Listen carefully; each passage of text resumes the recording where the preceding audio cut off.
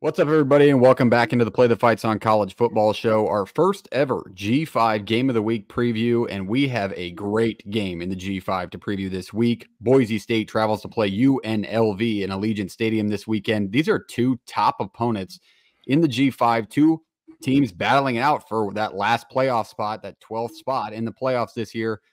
This one's going to be a fun one. There's a lot of talent on the field. We're going to break this one down from top to bottom, give you our picks towards the end. Hit the subscribe button, hit the like button if it's your first time here. We appreciate you being here. We will cover the G5 all the way to the Power 4 throughout the entire college football season from here on out. But we love the G5 and we love you for watching. So hit that like and subscribe button. We appreciate you. Jake, tell us about this matchup. Tell us about Boise State, UNLV, and your thoughts on these squads. Yeah, it's two pretty interesting opponents. Which one you want to hear about first? I think both have a strong case being the best team within the Mountain West. Now, I know Boise State feels like it's gotten the most love recently, obviously because it has the best running back in all of college football. But I'll touch on UNLV and kind of show them some love. These are two top 5 scoring offenses in college football. They're both averaging over 40 points a game. You know, when everybody knew, it felt like UNLV was in the news for basically one deal, and it was because their quarterback decided he was the first one to opt out, and he was heading out of town. Well, Saluka was supposed to be the scrambler out of the two that were fighting for the top quarterback spot in the offseason, but Malik Williams has actually been an absolute stud, both running and throwing the football. This guy is really, really talented. I think he wins the quarterback battle over Madsen out of Boise State. You look at Ricky White. Ever since Malik Williams has gotten the start, Ricky White's kind of gotten his swagger back. That's the receiver for UNLV. He's one of the best receivers, maybe the best receiver in this conference. And on top of that, the guy is an absolute workhorse. He's blocked 3 punts this year. Yeah, so he can say maybe best punt blocker in the conference as well. Yeah. So he can do it all, man. And if UNLV wants to, I don't know, let's call it an upset. If UNLV wants to pull off the upset on Friday, maybe look out for White to get an absolute huge block on the punt team. If you want to look at the defensive side of things, UNLV ranks 20th in rush defense. So maybe this is the defense that can finally slow down Ashton Jeanty. We'll have to wait and see.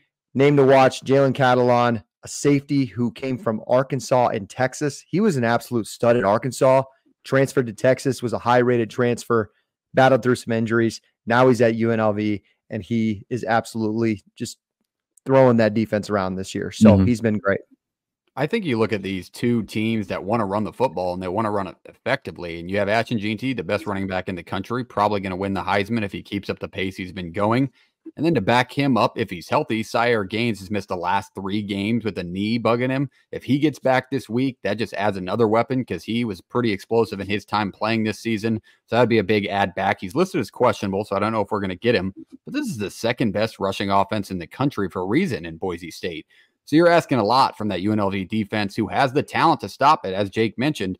But let's talk a little Jackson Woodard here, one of the best linebackers in college football, definitely the best in the Mountain West. Dude has 69 tackles this year, 4 interceptions, a couple of forced fumbles. He's just been all over the field. So that's a guy you'll hear about on Sundays out of the G5. I really like this matchup if they can limit Maddox Maxson from being effective throwing the football. Because when they ask him to throw it 35, 40 times, that's when Boise State gets into trouble. But when he's in that range of 22 to 25 times, Boise State's really good and hard to beat. So if they make him throw the football more often, I think UNLV can maybe get a big win at home here. JP, what are your thoughts on this matchup?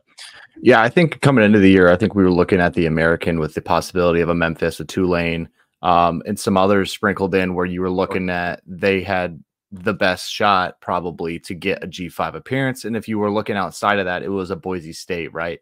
I think a lot of the love for Boise State came because of the talent with Jeanty in the backfield. But it was also a quarterback competition. We thought Malachi Nelson was going to win preseason. And I think the name really hyped this team up. What's actually happened with Boise State is sitting in this pro set. If you've seen Madsen not turn it over, 12 touchdowns and 2 interceptions. You've seen him sacked only 4 times. He's not a guy, like Park said, is going to sling it around the yard, gunslinger ways. He's not going to put the ball in harm's way. He's not going to take negative plays. The completion percentage is just about 64%-ish. doesn't suggest that it's, it's an arm talent thing. A lot of it is just playing off the play action and the ability to run the football, where they rank very highly in yards per rush and yards per carry. The offensive line for Boise State, I don't think is getting the same love that they deserve to, because you watch Jeanty's runs, a lot of them, yes, he is making plays and making guys miss, like no doubt about it. But there's also a lot of situations where they've carved 2 or 3 and he's not getting touched till 4 yards downfield, right? So I think that's a really good front. And Boise State kind of is living on the no name, outside of Jeanty. Like they don't have the star wide receiver. They don't have the star quarterback like they've had in the past, right? Like across the receiving core, like there's 4 guys above 100 to 500 yards receiving on the year. They spread the ball around well. The ability for Boise State just to be themselves, I feel like, is uncanny. Like they've been very good at just being themselves. They're the best version of themselves in a lot of ways. They were the best version of themselves, honestly, when they went and played Oregon. I mean, you could argue the defense wasn't elite, but when you played an Oregon offense who's putting points on just about anybody that come across, I'm not sure you could knock them for that. The Boise State side of things, if you are expected to win this conference, right, and you're the name like Boise State, and now you're on the road, I feel like you feel more of the pressure than a UNLV team who, Odom has taken this team from nothing to something fast, and not just something, but something to be really worried about if you're a Power 4 to a G5 school. Like any of the schools are going to be worried when they play this Rebels team. The underrated aspect of this is Boise State's defense against the run, but they aren't great against the pass. Right. And you talked about Ricky White and his ability to do things. You said Malik Williams has been really good through the air compared to what we've seen in the past from him and what we expected from him. That's something that UNLV is going to have a real shot, and they're going to live up to what they do, and they're going to make sure that hurts. Quarterback run game is going to be a trouble for Boise State. It's a no-name bunch defensively, but they're solid against the run. They're sound defensively, and fundamentally, like 29 sacks already for Boise State. I mean, that's getting after the quarterback, man. That's making plays. Now you've seen Mateer when they went and played Washington State, didn't have a great day, and that guy had 4 sacks better than anybody in the country in some ways. Obviously, Gabriel, they've played mobile quarterbacks, and to still have 29, right, is something to really not blink your eye at. So I'm pumped for this one. I think Friday night, 9:30 is asinine because Vegas isn't that far behind us. What are they, 2 hours behind us? 2 hours behind us, yep. It's a little crazy, but I'm not. You got to get off work. I'm just saying, like, a casino is going to be bumping. Like, I can't imagine how. And I don't know how strong the UNLV fan base is outside of guys. Like a good hockey team in town, like your junior hockey stuff. People go watch them because they're good and it's fun. Or if it's like a good following football wise, because they've had a good basketball following for a long time, especially when they were really solid.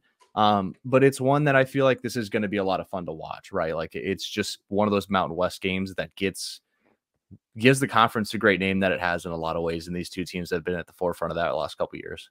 I will say the UNLV fans that interact with our Twitter page, follow us at Play the Fight Pod on X, Instagram, TikTok, all the above, but they're super passionate for the ones they've got. Yeah, that's what I'm saying. That's what I'm saying. Like, I'm not knocking the fan base. I just want to know about the diehard side of it. I haven't seen it personally. Yeah, I don't know about numbers either, especially playing in a stadium like that. And when they played Syracuse, that was another Friday night game, I believe. Feel like Syracuse almost took over that stadium a little bit, but it's an easy place to get opposing fans to travel to. And I know Boise State fans are going to travel to this one.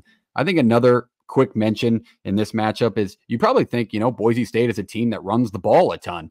They do. They run about 55% of their plays. But on the other side, if you're looking at the RPO based after Malik Williams comes in with Thomas, they run the ball 65% of the time. So it also comes down to Boise State's front. Can they get the stops when they need them? I think this game goes one of two ways where nobody can really run the ball and they can't get going. And it's a slow start, or it's going to be a 48-45 style game where both running backs and quarterbacks have 2 or 3 touchdowns apiece. That's where I see it. I truly see high scoring. I see high scoring. Just fun. And this is not the same as Ohio State, Oregon and the talent aspect, but it is like 2 really good offenses against 2 solid defenses. Now these defenses do one thing while the other one they're not as good at.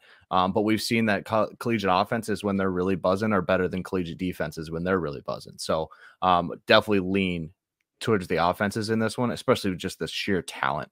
Like you have superstar talent on the field in this one. And I feel like that's what's going to get pushed to the public. That's what's going to sell tickets to this thing. That's what's going to get people watching Friday night at 9:30. And I'm so fine with it because these two teams deserve it, honestly. I know we mentioned Ricky White a few times. I'm also interested to see how Boise State's corners react to a receiver like that because they struggled downfield against Oregon. Oregon had a lot of deep passes, especially early in the game with speed like Evan Stewart. Ricky White's about as close as you're going to get to an Oregon wide receiver within this conference. So that matchup is definitely one to watch.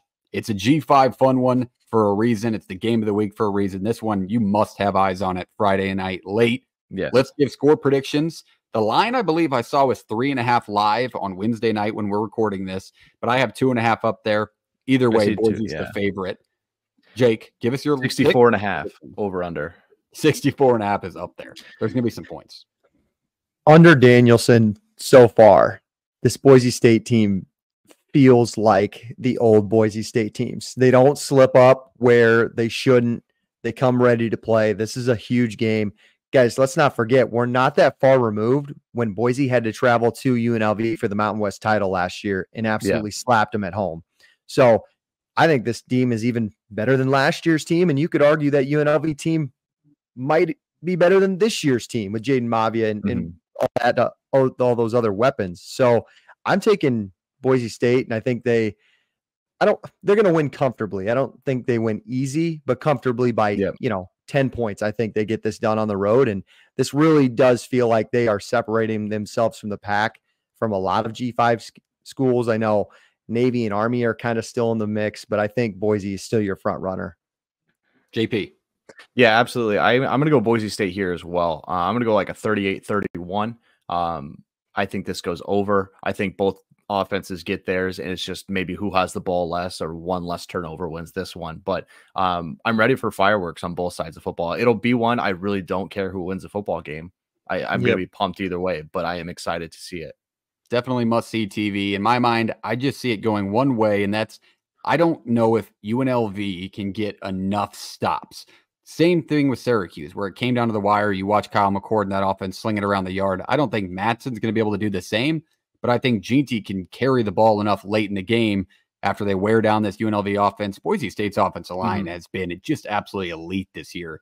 I expect them to continue that. UNLV's front hasn't done enough. I don't think they do enough in this home spot. I like Boise State in a close one.